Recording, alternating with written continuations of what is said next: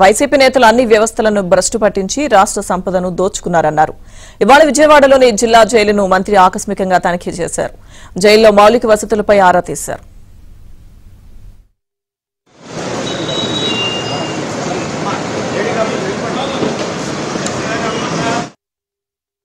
పోర్టుని 6,000 కోట్ల రూపాయలున్న పోర్టుని 594 కోట్ల రూపాయలకి ఎలాగైతే పీకల మీద కత్తిపెట్టి రాయించుకున్నాడో ఆ విషయాలన్నీ ప్రజలకు తెలియజేయడం అయింది.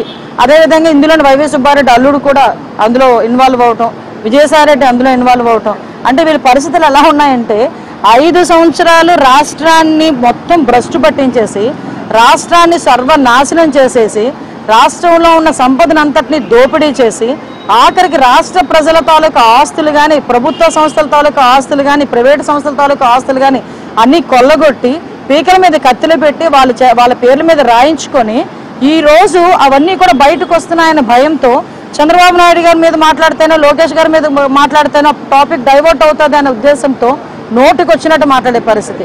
రోజు నువ్వు ఎన్ని రకాలుగా చంద్రబాబు నాయుడు గారిని తిట్టు, చంద్రబాబు నాయుడు గారి మీద బురద జల్లు, పవన్ కళ్యాణ్ గారికి మాకు ఏదో మధ్యలోని చిచ్చు పెట్టాలని ప్రయత్నం చేయి, ఎన్ని చేయి, కానీ ఇన్ని మాత్రం వదిలిపెట్టేది లేదు. ఆ విషయం మాత్రం మర్చిపోమాక. ఎంతమంది మీదకి నువ్వు వెళ్ళి ఎన్ని బురద జల్లాలని ప్రయత్నం చేసినా రేపొద్దు నా గురించి నువ్వు ఎన్ని మాట్లాడినా కూడా నేను కూడా భయపడేది ఏం లేదు. ఎందుకంటే ఈరోజు ప్రజల సొమ్ము తిన్నావు, ప్రజల సొమ్ము తిన్నారు మీరందరూ కలిపి. ఈరోజు చాలా ఆస్తులు కొల్లగొట్టారు.